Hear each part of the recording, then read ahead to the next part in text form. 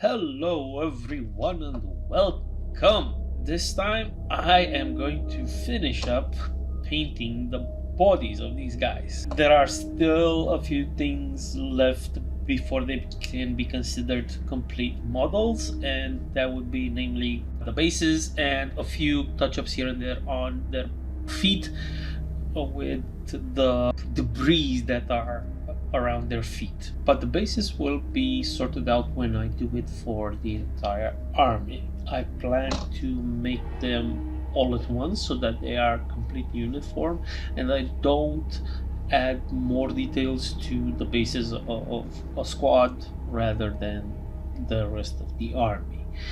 Hopefully that should sort things out and it will give a unifying feeling to the entire army. Also, I might have some ideas for some bit more details to go on those bases. Maybe even get another puncher for some jungle aesthetics, some jungle plants. We'll see. And this is the most satisfying part of the model because you get to finally see it finished, and besides I really like that green over there and it's awesome.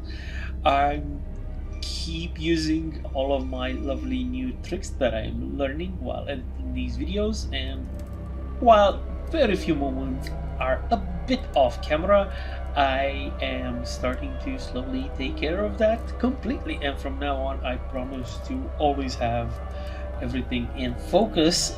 I've learned quite a few tricks and I just need to find a better position for the phone while I paint. But let's get into the painting process. So first up, for the last steps of these miniatures, is the carapace, which I did in Dark Angels green. I figured this out on the paint scheme on the first three models that I did, and I knew I wanted them to have a green color as well as a purple color. I like the Leviathan paint scheme with a really dark purple carapace, but I wasn't very, awed by it. And this way, by making them green, they really stand out in comparison. This contrast between their carapace, their chitinous carapace. The thing is, I really don't know how to call their parts because their fleshy parts are still somewhat, like chitinous, and I painted their joints separately, so it's really weird for me, but I liked how they came out. And as you can see, I'm taking my time making sure that I don't go over on any of the already painted areas because that would be a bit messy to clean up. But just in case, I do keep a water-loaded brush nearby to immediately try and mitigate any mistakes, especially since the ridges that go vertically sort of and that are give the weight to the carapace, those are really hard to paint without accidentally spilling over on the Magos purple fleshy bits. So yeah, that's the most difficult part of this. Just filling the carapace is really easy. I am using a small or medium, both of them work, brush, but I prefer the smaller one for doing the edges because I have a better tip on it and it should be a little easier to have control over it. What else is there to mention? Not much. Taking real careful go on the legs, the carapace legs and the back, again making sure not to touch any of the already painted parts. It might be a painstaking process, but it's one of the quickest process that was done on these models. When taking into account that I have to do it 20 times, yes, it did take a while, but it was a lot easier. The problem with this video being so late is the fact that while it was ready, I couldn't find the time to do these voiceovers, and this is the main problem because I've been very busy the past week. with some unforeseen events happening that have messed up a little bit my usual plans. I had to do something else. This tends to happen in life, and yeah, there's no going about it. And always my hobby will have to be to suffering, because I cannot really choose my family in such a case, or my work, because those are what really matters. Okay, oh yes, there are a few updates. You will see it in the next video. I got some pretty nifty new tools. I haven't even gotten to check them yet, but my father bought me some small gifts, some new paintbrushes from Temu, and yeah, I can't wait to test them out. They are what seems to be hair, so they're not synthetic. I don't really know the quality, and I know like Squidmar and other big channels have dedicated, series to reviewing all sorts of stuff on them, whether or not they're scams. From what I can tell so far by how these few brushes look, I'm pretty sure that for my skill level, these are gonna be just fine. These are gonna be just fine.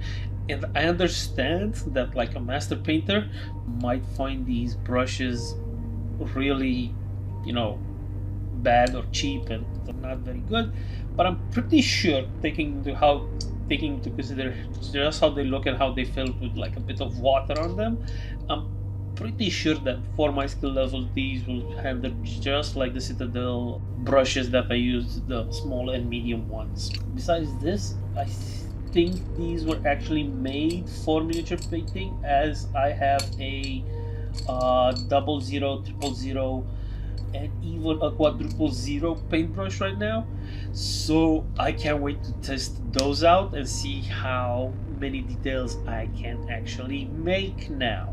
Getting back to finishing up these guys, the eyes just got the simple single coat of Mephiston Red. This should make them really stand out despite their really small size, and it's going to be awesome. It also gives that rage effect. They're really bright, and they should stand out. The eye on the gun, base coat of Flash gets yellow, and then a single streak down the middle of Abaddon black to give the impression of a pupil. You can see me do it here in greater detail, because on the previous model it was really fast. This process does not take quite a long time, especially if you're careful, and I only had to make one or two incredibly small corrections with the Troll Slayer orange on the gun.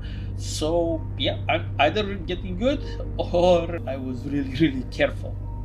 I think a bit of both, to be honest, because it wasn't that difficult. Now let's talk a little bit about highlighting and so on and so forth.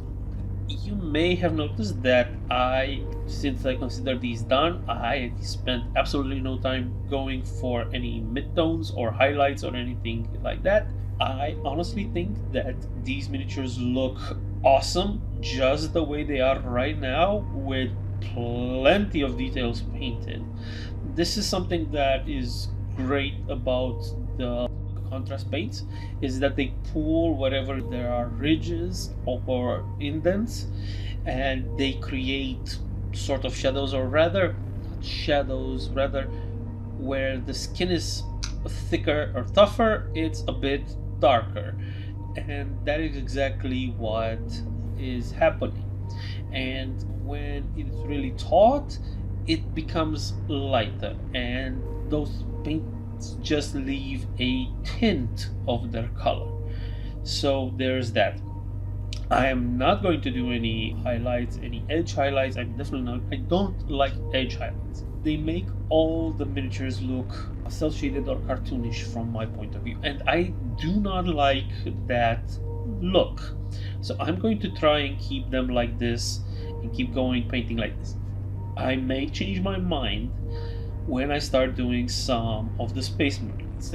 This is one of the reasons that I did not do this on the Tau as well, because I believe that the Tau should be pristine, as they are a sort of modern force who take care of their equipment, who are in constant maintenance, and any problems, unless they see like immediately during combat, they should be buffed out and cleaned and pristine in every situation. I'm pretty sure I'm getting to the end now, and the parade is going on with the completed models. So I really hope you enjoyed the video, and if you did, please hit the subscribe button and hit the like button and share it with a friend, and I will see you in the next one. Bye bye.